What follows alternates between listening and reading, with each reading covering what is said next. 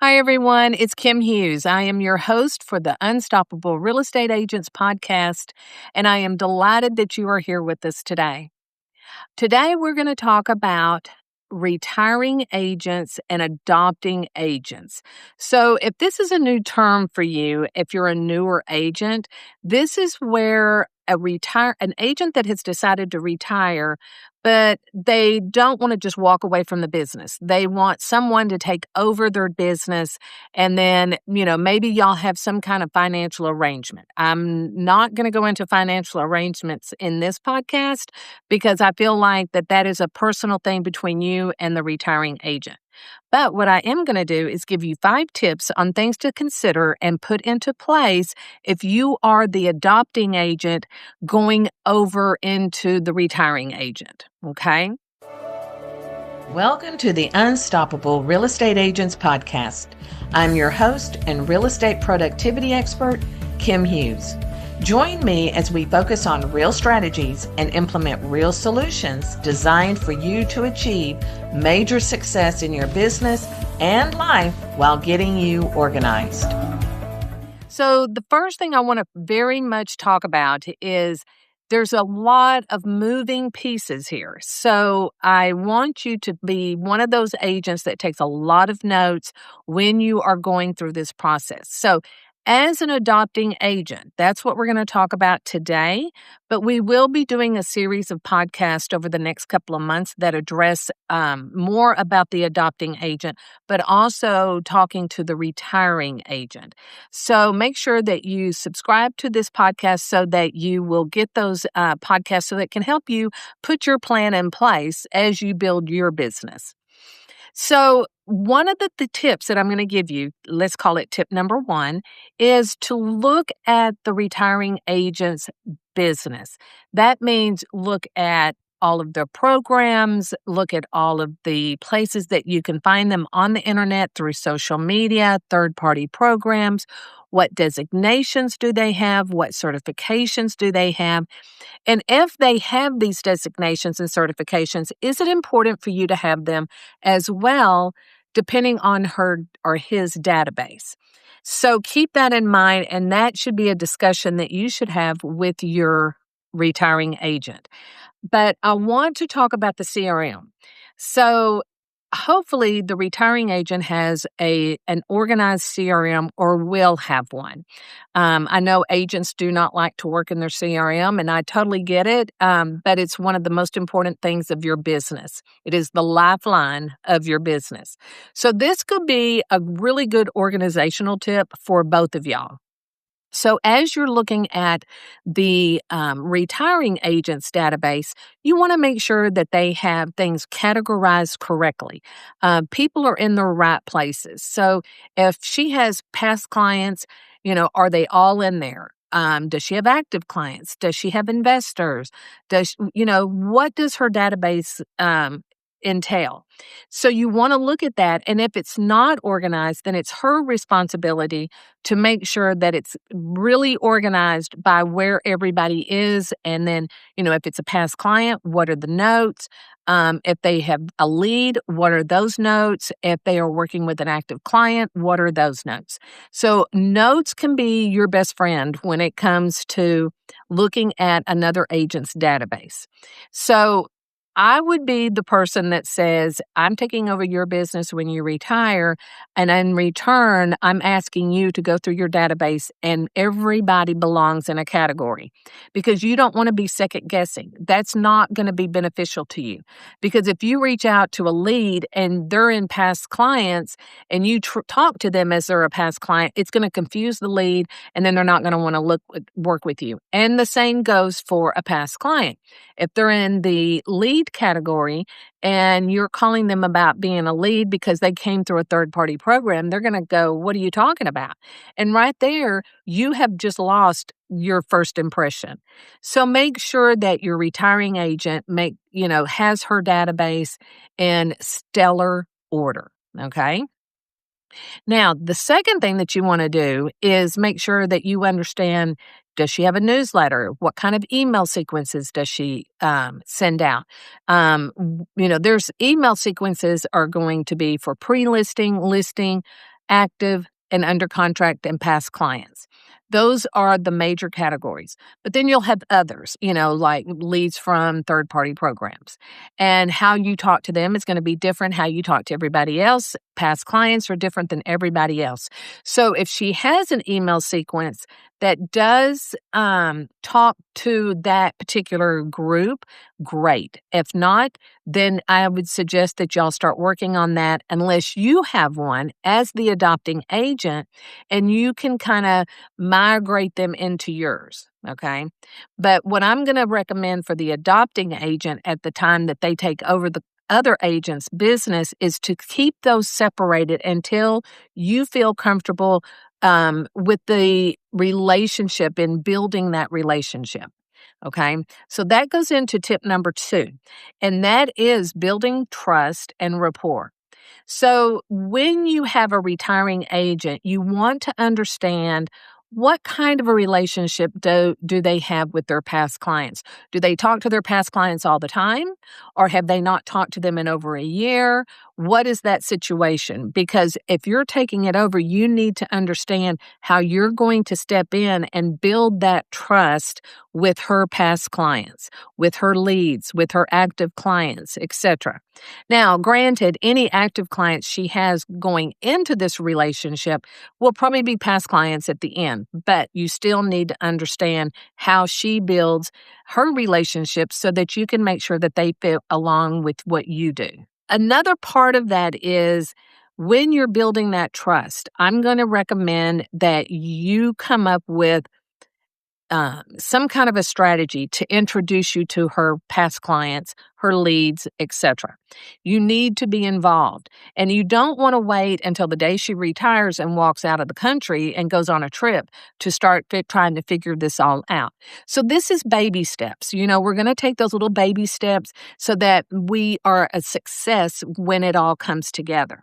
So building that trust and everything is going to be, if they are getting a newsletter from her, then she should introduce you as the agent that's going to be taking over the database, her business, whatever she's going to say.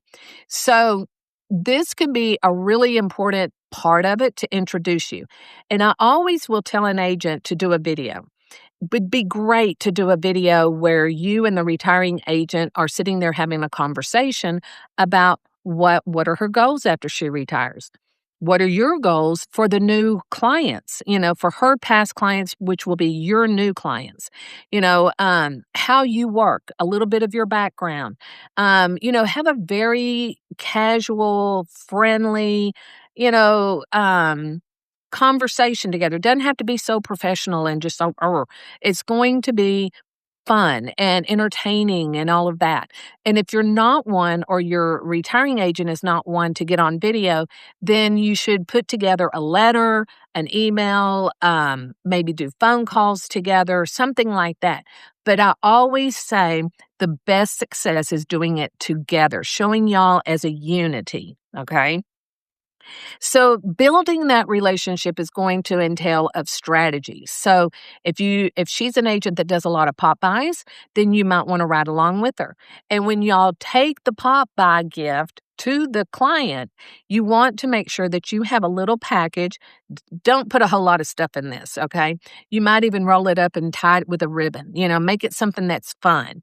And when they open it, it should maybe have a little one-page bio about you. It has a picture, your past success, what your mission statement is, what your goals are, things like that. But like I said, it should only be a one page. And then put with that, maybe the last quarter of market stats or the last 6 months of the market stats. Roll those together. And then when you give them the pop buy, now they have everything, and they have the pop buy gift, which is always a feel good. They've met you in person, and now they have a little information on you. Now, they may not be ready to buy and sell, but if they're impressed by that presentation that y'all just did with the pop buy, they're going to refer you. So right there, you're going to start building a rapport with them where they feel comfortable referring you. So that could be a huge part of your business. Tip number 3 is going to be about what obligations or maybe what kind of commitment has your retiring client, the retiring agent, has given them at that time. So if you have a retiring agent that you're going to maybe maintain the listing after she leaves, you're going to have to take it into closing and all of that. That's one thing. I really don't recommend that. And so in this part of the tip, I'm going to say, if your retiring agent is always going to have a deadline. She's going to have a set date in her head of when she wants to walk away. So we're going to use in this scenario, let's say December 31st. And here we are in June. So you have 6 months. Okay. So you have 6 months to get comfortable with the new clients, have them where they trust you, they can communicate with you going forward. Whether she's retired or not, they can still reach out to you. And that's the preference, right? So let's say she gets a phone call in October and she has a new listing. Is it wise for her to take that listing, or would it be better for her to have you take the listing and she reap the rewards? Okay. So that is something that y'all might want to think about, especially in the finance area of the contract. Because if she's giving you a client before she's ready to retire, she may not want to lose that entire commission. She may want to split that with you. She may do a referral fee. Whatever that is, y'all need to have that in place so that there's no misunderstanding, no hurt feelings, and nobody gets mad, right? The last thing you want to do is have, bad feelings about anything. But over that 6-month period, y'all can work on how you're going to do that because everybody is going to be different in what they want and what they expect and what they get. Okay. So make sure that that agreement, that contract that y'all put into play is very detail oriented because little things can come up that you need to be aware of that could affect the entire relationship. Okay. Then the next thing you want to do is make sure that you are meeting her client's expectations. So if she is one of those agents where she's like, if you need a plumber, you call me. If you need, a dog sitter, give me a call. You need to know who those people are that she would recommend should one of her past clients need that. And that way they trust you as well because you've done your homework. You've gotten it all taken care of. So you want to be that agent that they're calling and saying, well, gosh, I'm going on a trip for a month. I need somebody to house sit. Who would you recommend? So that way you're offering the same caliber of services that the retiring agent is offering.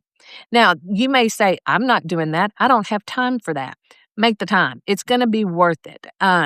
If you are, and I would think anybody that's listening to my podcast takes their business very seriously, they will do whatever they need to do to make sure that the retiring agent retires with confidence and you have the confidence of all of the past clients, anybody else in her database. We want this to work for both parties because we don't want a retiring agent walking away going, gosh, is that going to hurt my reputation? She may not be selling real estate anymore, but as an individual and a pillar in the community, she does want to keep her reputation intact. And she wants her past clients coming to her saying, the Johnny Joe realtor that you let take over your business did a great job. We would highly recommend him to anybody else. You want that information going to her as well as to you because that's going to just make everybody's relationship better. Okay. So you want to make sure that if she offers specific service, that you're aware of it and you can decide if you're going to offer that as well. Doesn't mean you have to. It just means you need to be aware of it. If you're taking over a listing or any contracts after she retires, then you need to know all the details and you need to be involved in every step of the way because you don't want any surprises on your end, but you also don't want any surprises for the client, right?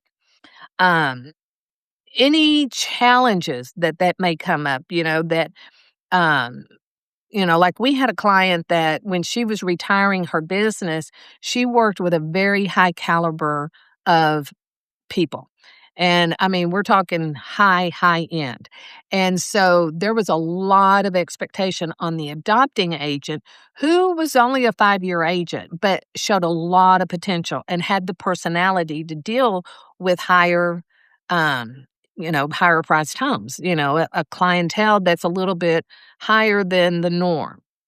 So make sure that you're comfortable with that and that you can meet those expectations because what we find is the higher the price of the home sometimes is the higher the maintenance of the client. And you want to make sure that you can do that and you want to devote that time and you're not walking away with a sour taste in your mouth because that could be something where, you know, particular clients may have expectations that you can't meet. They may want services that you don't want to offer. That could be a problem. So, you have to deal with that I think on an individual basis, but at least the retiring agent should tell you about any challenges that may come up.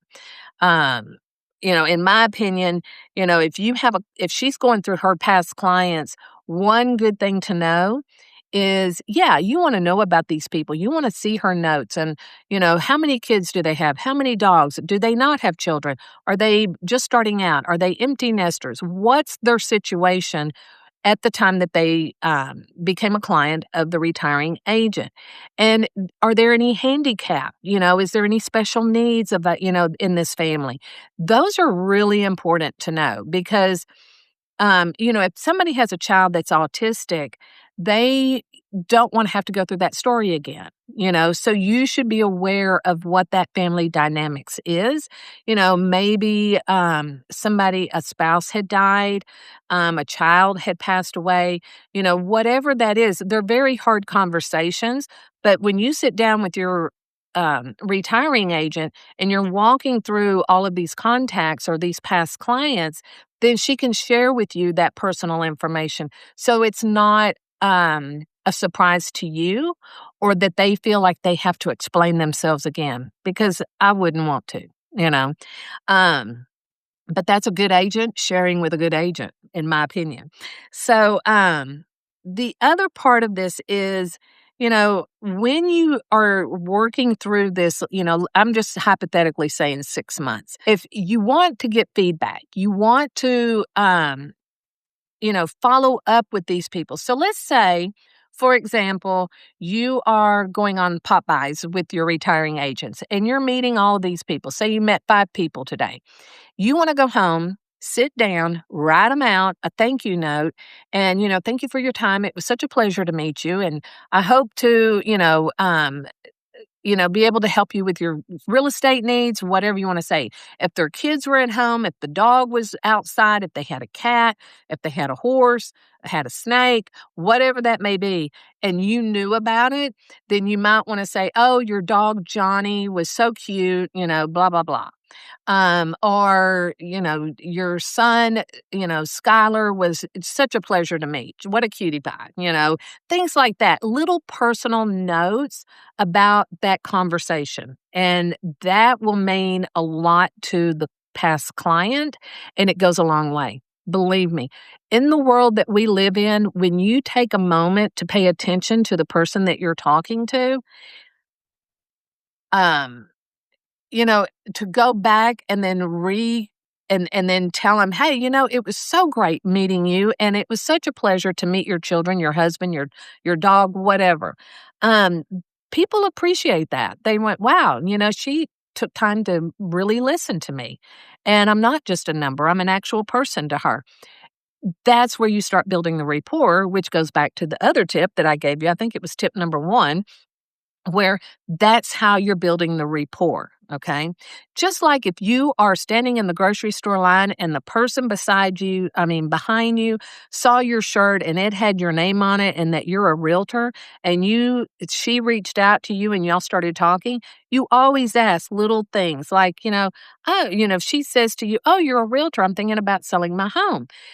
Great, tell me a little bit about yourself. And when you do that, that's where they're like, "Oh, wow, nobody ever asked me that." So that's an impression that you're making on that person. So make sure that you do that, okay? It's really important. And if they don't want to go into it, that's fine, but at least you asked and they appreciate you asking, okay? So we're going to wrap this up on the adopting agent looking at taking over a retiring agent's business. Now, if this is something new to you, keep in mind that if you look at all the agents in your market or just in your brokerage, who's going to be retiring in the next 2 to 3 years that you can start working with now to develop a relationship to take over their business. Because as an agent that's retiring, again, I've already said this once, but I'm going to tell you again that if I'm at church and I just retired and you came in and I'm sitting there with one of my past clients and they look at me and they're like, why did you give him your business? That's not good look on the retiring agent. You want that person to go, "Oh my gosh, the person that took over your business is phenomenal. He's checking in on me. He's helping me. He's giving me market stats. I get his newsletter. I get tons of information about what's going on in the real estate market." That's what your retiring agent wants to hear, because even though they're not selling anymore, they still have that reputation. And you want to make sure that they're very proud of the decision that they made, as well as you being appreciative to giving you a business that is remarkable. So start looking around, see who you know, and start building these conversations on, who's retiring. This could be a great another part of your income. It's all about passive income, streams of income, etc. So the things that we've talked about in the last couple of months that would really help you is, one is a really good expired listing system. And as you know, we have one. It's really good. We have the proof that it works. We have the testimonials. We have agents that are making a difference with their expired listings system. That's one way to make another income. Affiliate marketing is another great way to make an income. So if this is something you're not doing, it's something I highly recommend. And you can go back to a couple of podcasts and download my affiliate guide for real estate agents. And then doing this with retiring agents, adopting their database is a win-win situation. So I hope that you will really think about this and really take a hard look in your office, maybe talk to your broker, and talk to other agents in the community to see what's going on and who you can help. Because I, as an agent, would want somebody to walk in and say, "Yes, I can take over your business and treat your people the same way you treated them." Great, And remember this, if that agent doesn't have a good rapport with her past clients, this is an opportunity where you can really stand out and shine. So let me know what you think. If you have any questions, put them in the comments. I would love it if you would give us a thumbs up on YouTube. And if there's anything else we can help you with, you just let us know. Thanks so much. See you next week. Thank you so much for tuning in. And if you know someone, and I bet you do, who would appreciate this podcast, please share it with them. As a reminder, this podcast can be delivered directly to your favorite device by using the subscribe links you can find in the show notes below or over at unstoppablerealestateagents.com. Remember, it takes as much energy to wish as it does to plan. Have a great day.